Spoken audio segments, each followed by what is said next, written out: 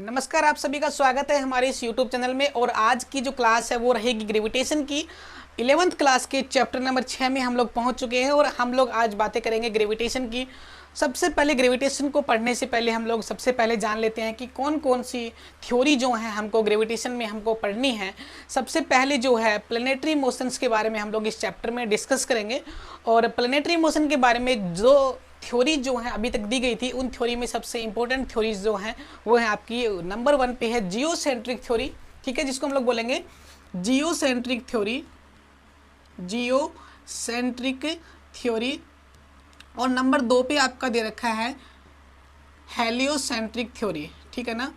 अब इनका मतलब क्या है जान लीजिए, ठीक है ना। जैसा कि आप लोग इसका नाम पढ़ पा रहे हैं बच्चों, जियो का मतलब होता है अर्थ, जियो का मतलब क्या होता है अर्थ होता है, और सेंटर का मतलब होता है सेंटर। यानी जो आपकी जियोसेंट्रिक थ्योरी जो है आपकी, वो थ्योरी ये कहती है कि इस पूरे यूनिवर्स का जो सेंटर है वो हमारी अर्थ है, ठीक है ना। यानी इस यूनिवर्स के सेंटर के ऊपर हम लोग जो है एग्जिस्ट करते हैं, हमारी अर्थ एग्जिस्ट करती है।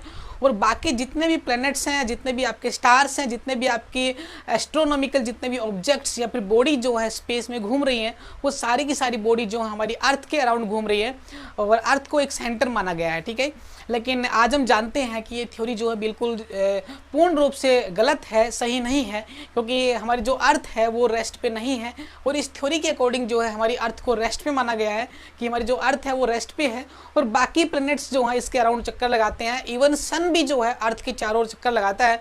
लेकिन आज हम जानते हैं कि जो आपका सन है वो जो है रेस्ट पे है, लेकिन हमारी जो अर्थ है वो जो है क्या करती है, सन के अराउंड चक्कर लगाती है। तो है आपकी जो जियोसेंट्रिक थ्योरी है, सबसे पहले ये थ्योरी जो है पटोलमी ने सबसे पहले ये बताया था।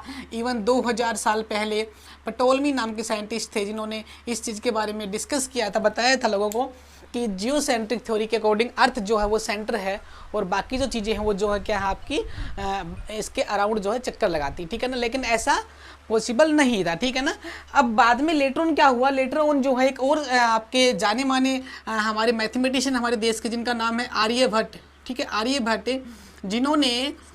जिन्होंने जो है इस चीज़ को गलत ठहराया और उन्होंने अपने मैथमेटिकल कैलकुलेशन से ये कैलकुलेट करके बताया कि जो हमारी जो अर्थ है वो यूनिवर्स का सेंटर नहीं है, बल्कि आपका जो सन है वो आपका इस यूनिवर्स का जो सेंटर है वो सन है और हमारी जो अर्थ है जो है वो उसके अराउंड चक्कर लगा रही है।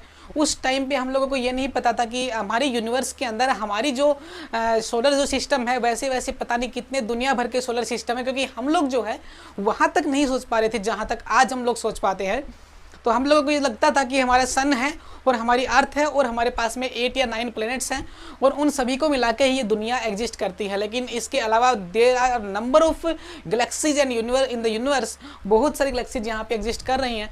तो जो आर्यभट्ट की जो थ्योरी थी उसको लोगों ने माना नहीं था, ठीक है। आर्यभट्ट ने जो थ्योरी दी थी उसका कोई प्रूफ नहीं था, कोई लॉ उन्होंने नहीं दिया था। उन्होंने केवल एक मैथमेटिकल कैलकुलेशंस करके खुद उन्होंने ये बताया था कि earth is not the sun is earth is not the centre, sun is not the centre, मतलब इस प्रकार की बातें उन्होंने नहीं बताई। उन्होंने कहा कि जो सन है वो रेस्ट पे है और अर्थ जो है उसके अराउंड मूव कर रही है और अर्थ ही नहीं बाकी के प्लैनेट्स भी मूव कर रहे हैं। लेकिन बाद में जो है एक साइंटिस्ट और आए जिनका नाम है कोपरनिक्स, उन्होंने 1543 में जो है इस चीज़ को पूरी तरीके से साबित कर दिया कि जो है आर्यभट्ट ने बिल्कुल सही बोला है, सन जो है वो रेस्ट पे है और अर्थ जो है वो सन के राउंड जो चक्कर लगा रही है अपने अपने ऑर्बिटल्स के अंदर। तो कोपरनिक्स की थ्योरी ने जो है जियोसेंट्रिक थ्योरी को फेल किया और हेलियोसेंट्रिक नाम की थ्योरी जो है वो दी गई, ठीक है ना। तो अब इस चैप्टर में हम लोग आगे बढ़ते हैं। आगे बढ़ने से पहले हम लोग आपको बता दें कि जो कोपरनिक्स ने जो बातें बताई थी, कुछ आर्यभट्ट ने जो बातें बताई थी, उन सभी बातों का जो डाटा इकट्ठा करके एक और महान साइंटिस्ट हुए जिनका नाम है केपलर। जिनका नाम क्या है, केपलर। उन्होंने जो है इस प्लैनेटरी मोशन को स्टडी किया। उन्होंने इन प्लैनेटरी मोशन का क्या किया, स्टडी किया और एक लॉ दिया जिसको हम लोग बोलते हैं Kepler's law of planetary motion. Kepler's law of planetary motion, Kepler जो साइंटिस्ट हुए उन्होंने जो है प्लैनेट्स के रोटेशन को लेके, प्लैनेट्स के एग्जिस्टेंस को लेके 3 इंपॉर्टेंट लॉ जो दिए हैं जिनको हम लोग बोलते हैं Kepler's law of planetary motion, ठीक है। तो 1 बाय 1 जो है हम लोगों को डिस्कस करना है, बहुत इंपॉर्टेंट टॉपिक है। केपलर्स के 3 लॉ हमको डिस्कस करने। सबसे पहले हम लोग बात करेंगे केपलर्स फर्स्ट लॉ। तो केपलर का फर्स्ट लॉ क्या है वो जान लेते हैं। देखिए what is the Kepler's first law, ठीक है ना। जो केपलर का जो फर्स्ट लॉ होता है बेटा उसका नाम होता है लॉ ऑफ ऑर्बिट। कैपलर्स जो फर्स्ट लॉ है उसको हम लोग बोलते हैं लॉ ऑफ ऑर्बिट। ऑर्बिट का जो लॉ है उसको हम लोग बोलते हैं कैपलर्स फर्स्ट लॉ। इसका क्या मतलब हुआ, इसको समझने की कोशिश करते हैं।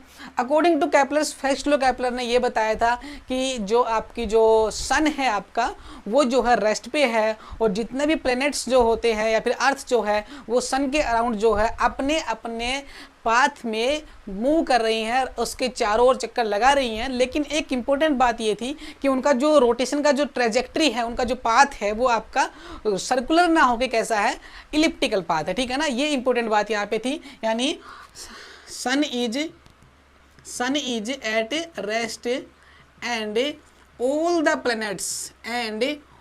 the planets moves around it in the elliptical orbitals. बड़ा इंपॉर्टेंट कंसेप्ट बताया उन्होंने। इलिप्टिकल ऑर्बिटल्स के अंदर जो है जितने भी प्लैनेट्स हैं वो सन के अराउंड जो हो चक्कर लगा रहे हैं, ठीक है ना। ये था आपका कैपलर्स का फर्स्ट लॉ। अब इस लॉ को समझने की कोशिश करते हैं। देखिए यहाँ पे जो है हमने एक इलिप्टिकल पाथ बना दिया आपके लिए। ये इलिप्टिकल पाथ है कोई भी, और इस इलिप्टिकल पाथ का जो है इसको हम लोग बोला करते हैं इलिप्स, ठीक है ना। इस इलिप्टिकल पाथ में एक तो ये वाली साइड है और एक ये वाली साइड है, ये इसका सेंटर माना जाएगा, ठीक है। अब उन्होंने कहा कि जब आपका सेंटर जो आपका जो प्लेनेट जो है मूव कर रहा है तो उस वक्त सन कहाँ पे होता है। हमने बोला कि सन जो है वो रेस्ट पे है और प्लैनेट्स जो है उसके अराउंड चक्कर लगाते हैं, तो सन को कहाँ पे माने। तो उन्होंने बोला कि सन जो है आपका वो यहाँ पे होगा। इस इलिप्स के अंदर दो चीज़ होती है, यहाँ पे दो पॉइंट होते हैं जिनको हम लोग बोलते हैं फोकस पॉइंट, ठीक है ना।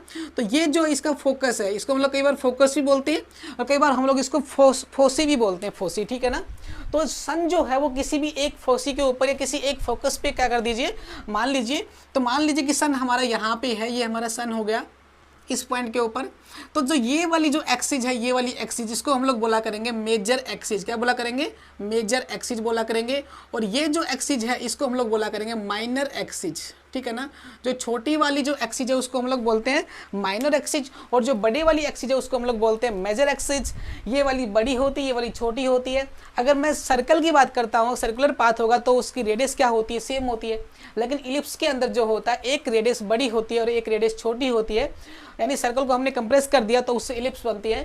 तो ये मेजर एक्सिस, ये माइनर एक्सिस है। और ये जो आपका पाथ दिख रहा है इलिप्टिकल पाथ, इसके किसी भी पॉइंट के ऊपर हम लोग मान लेते हैं कि यहाँ पे हमारा कोई प्लेनेट है या फिर हमारी कोई अर्थ मान लेते हैं, ठीक है ना। अर्थ या फिर कोई भी प्लेनेट जो है मूव कर रहा है इसके अराउंड, वो ऐसे पाथ में मूव करेगा, ठीक है ना। तो जैसा कि आप देख पा रहे हैं कि जब अर्थ जो है इस पॉइंट पे है तो सन से बहुत ज़्यादा दूरी पर है, ठीक है। इस वजह से सन की जो हीट है अर्थ के पास नहीं पहुँच पाएगी, तो वहाँ पे गर्मी ज़्यादा नहीं होती, सर्दी होती है। यही अर्थ जब घूमने के बाद में यहाँ आ जाती है इस पॉइंट के ऊपर, जब वो अर्थ जो है सन के बिल्कुल नज़दीक होती है, सबसे नज़दीक होती है, उस टाइम पे सन की जो हीट है वो सबसे ज़्यादा वहाँ पे पहुँचती है। उस वजह से वहाँ पे गर्मी ज़्यादा होती है। इस वजह से ये गर्मी का समय और सर्दी का समय कंप्लीट रोटेशन पूरा करने में 365 दिन का जो टाइम लगता है वो इसके अराउंड लगता है। जितने भी प्लैनेट्स बाकी के प्लैनेट्स हैं उनका जो टाइम पीरियड है वो अलग अलग होता है। कोई कितने टाइम में चक्कर लगाता है, कोई कितने टाइम में लगाता है। जितने टाइम में उनका एक रोटेशन कंप्लीट होता है उतने ही टाइम का उसमें एक कंप्लीट साल होता है।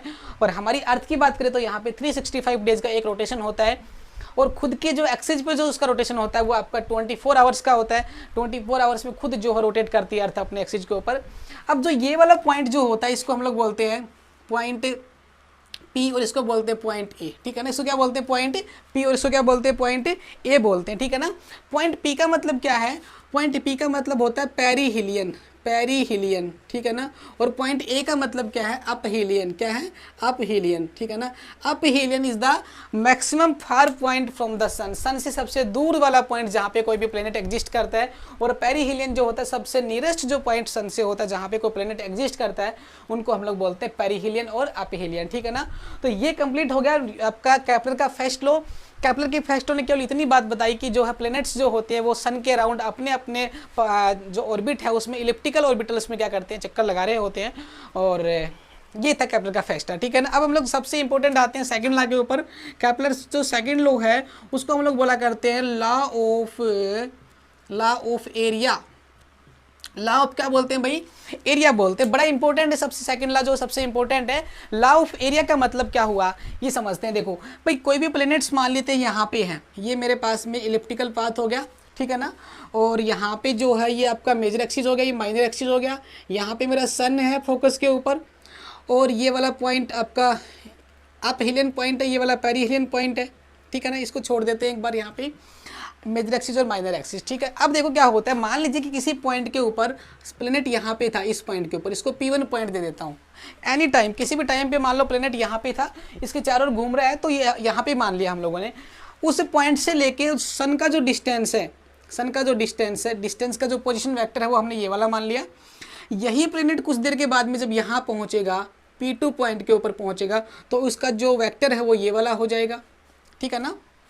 जब वो प्लेनेट यहाँ पे था तो P1 था, यहाँ पे पहुँचा तो P2 हो गया। मान लीजिए कि P1 से P2 तक जाने में जो टाइम लिया वो कितना लिया, T टाइम लिया, ठीक है ना। P1 से लेके P2 तक पहुँचने में कितना टाइम लिया, T लिया। और जो टोटल डिस्टेंस हो कितनी होगी बताओ, P1 P2 कितनी हो गई, P1 और P2 हो गई, P1 P2, ठीक है ना। P1 और P2, यानी P1 से लेके P2 तक जो डिस्टेंस ट्रेवल किया उन्होंने, पाथ ट्रेवल किया, वो P1 P2 डिस्टेंस हो गया। टाइम कितना लगा, T लगा है, ठीक है ना। तो अगर मैं इस पाथ को मैं टाइम से डिवाइड कर दूं, ठीक है ना, इतना डिस्टेंस आपको दिख रहा है ये वाला, और टाइम मैंने यहाँ पे लिख दिया। अब देखो, अगर मान लो कि कुछ देर के बाद प्लेनेट घूमता घूमता यहाँ पे आ गया, इस पॉइंट के ऊपर, इस पॉइंट का नाम मैं P3 कह दूँ, और जो इसका पोजिशन वैक्टर है वो ये वाला हो गया यहाँ से, सन से। और जितने टाइम में P1 से P2 पे गया था उतने ही टाइम में भाई P3 से जब यहाँ पे आया, तो जितना टाइम P1 से P2 पे जाने में लगा था उतना ही टाइम अगर मैं मानूँ तो ये वाला जो है यहाँ पहुँच जाएगा P4 के ऊपर, और ये वाला इसका पोजीशन वेक्टर होगा, ठीक है ना। तो डिस्प्लेसमेंट जो पाथ जो कवर किया वो ये वाला है, इसको हम लोग बोलेंगे P3 P4। अपॉन में टाइम तो उतना ही है, अपॉन में टाइम तो उतना ही है। अब एक बात सोचो कि जो टाइम अगर दोनों का सेम है, टाइम दोनों का सेम है, तो आप ध्यान से देखो तो कौन सी डिस्टेंस बड़ी दिख रही है आपको, ये वाला जो रास्ता ये बड़ा दिख रहा है। यहाँ पे P3 से लेके P4 तक गया है कोई प्लेनेट, तो उसने ज़्यादा रास्ता तय किया, ज़्यादा दूरी तय की है। और P1 से P2 तक गया तो उसका रास्ता क्या है, कम है। इसका मतलब डिस्टेंस को आपको पता चल गया कि P1 P2 डिस्टेंस कम है as compare to P3 P4, यानी ये डिस्टेंस कम है, ये डिस्टेंस ज़्यादा है, ठीक है ना। अच्छा, डिस्टेंस अपॉन में टाइम क्या होता है, स्पीड होती है। तो मान लीजिए कि यहाँ पे जो स्पीड है इसकी क्या मान लीजिए, V1 मान लीजिए, और यहाँ पे जो स्पीड है वो कितनी मान लीजिए, V2 मान लीजिए।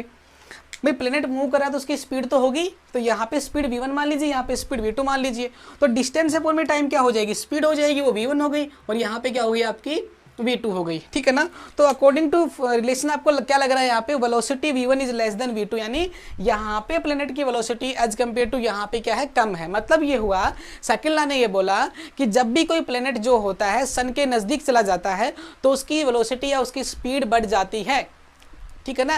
वेलोसिटी का मतलब उसके मैग्नीट्यूड में चेंज आता है, डायरेक्शन में तो चेंज आता ही है, साथ साथ में उसके स्पीड में भी चेंज आता है। यानी अगर प्लेनेट यहाँ पे था, सन से दूर था, तो उसकी स्पीड जितनी भी थी, अगर वही प्लेनेट अगर सन के नज़दीक आएगा तो उसकी स्पीड ऑटोमेटिकली बढ़ जाती है। यानी a planet moves faster near to the sun as compare to far away, ठीक है ना। इसी को सेकेंड लॉ बोलते हैं। तो मैं यहाँ पे लिख रहा हूँ, ए planet moves faster near to sun as compared to it moves away from sun। यानी सन से जितना दूर वो मूव कर रहा होता है उससे कहीं ज़्यादा स्पीड से वो मूव करता है वो सन के जितना नज़दीक होता है, ठीक है ना। इसको बोलते हैं केपलर का सेकंड लॉ। लेकिन केपलर के सेकंड लॉ में हमको एक बात और पता लगेगी, ठीक है। वो क्या पता लगेगी, देखो, अगर मैं पॉइंट P1 और पॉइंट P2 को मिलाने वाले दोनों पोजीशन वेक्टर के नीचे का बीच का एरिया लूँ, ये जो एरिया जो है प्लेनेट का, जो पॉइंट P1 और P2 यानी P1 से लेके P2 तक गया, तो उसने सन से लेके जो एरिया यहाँ पे कवर किया है, ये वाला जो एरिया कवर किया है, इस एरिया को अगर मैं A1 मान लूँ, इस एरिया को अगर मैं क्या मान लूँ, A1 मान लूँ, और अगर मैं जो एरिया P3 से लेके P4 जाने में जो कवर किया एरिया है ये वाला, इस एरिया को अगर मैं A2 मान लूँ, तो मुझे पता लगा कि A1 is equal to A2 है। ये क्या हुआ, इसका मतलब ये हुआ कि अगर कोई प्लेनेट इक्वल टाइम में किन्हीं दो पॉइंट के बीच में एरिया कवर करता है, उतना ही एरिया कवर करेगा जब वो किन्हीं दो पॉइंट्स के बीच में सन के नज़दीक होगा, और उतने ही टाइम में कवर करेगा, ठीक है ना। जितने टाइम में P1 से P2 गया था उतने ही टाइम में वो कहाँ से कहाँ चला गया, P3 से P4 चला गया। लेकिन जब मैंने दोनों का एरिया चेक किया तो दोनों का जो एरिया है वो इक्वल है। देखो, ये वाला एरिया आपको लंबा दिख रहा है लेकिन ये पतला है, ये वाला एरिया आपको छोटा दिख रहा है लेकिन ये मोटा है। तो इन दोनों का जो एरिया चेक किया गया तो एरिया हमेशा इक्वल आएगा। इसका मतलब कोई भी प्लेनेट जब मूव करता है तो इक्वल टाइम में हमेशा इक्वल एरिया स्वीप करने की कोशिश करता है। वो चाहता है कि बराबर टाइम में हम बराबर एरिया को कवर करें, ठीक है ना। तो इक्वल टाइम में इक्वल एरिया को कवर करने के लिए ही क्या करता है, वो उसकी स्पीड बढ़ जाती है, क्योंकि अगर यहाँ पे भी उतनी स्पीड होगी जितनी सन से दूर थी तो उसकी स्पीड कम होगी, तो कम एरिया स्वीप कर पाएगा, क्योंकि यहाँ पे सन इसके नजदीक है। अगर देखो यहाँ पे जो डिस्टेंस आपको दिख रही, इतनी डिस्टेंस यहाँ पे कवर करता तो इसका एरिया कम हो पाता, और उसको एरिया उतना ही स्वीप करना जितना वो उसने P1 से लेके P2 तक किया था। और P1 से P2 तक तो एरिया उसने ज्यादा कवर किया हुआ, देखो क्योंकि सन से बहुत दूर है तो एरिया ज्यादा है।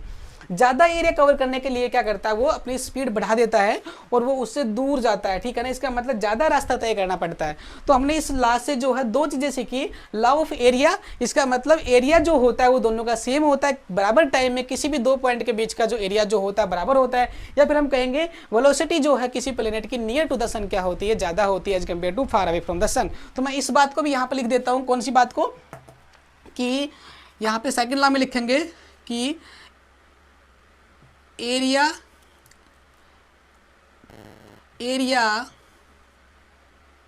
या फिर हम सीधा बोल देंगे इसको, the areal velocity of the planet is same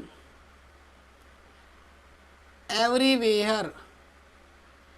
मैंने उस बात को छोटा करके लिख दिया। एरियल वेलोसिटी का मतलब होता है वेलोसिटी अपॉन में एरिया अपॉन में टाइम, ठीक है। डिस्टेंस अपॉन में टाइम तो डिस्टेंस वेलोसिटी होती है, सिंपल वेलोसिटी होती है। एरिया अपॉन वेलोसिटी टाइम क्या होता है, एरियल वेलोसिटी होती है। तो बराबर टाइम में और बराबर एरिया कवर करेगा उसे हम लोग बोलते हैं एरियल वेलोसिटी, ठीक है ना। The planet sweeps equal area in equal time, ठीक है ना, यानी बराबर टाइम में बराबर एरिया कवर करेगा, उसे हम लोग बोलते हैं केपलर का सेकंड लॉ, ठीक है ना। ये वाला था आपका केपलर से सेकंड लॉ, ठीक है।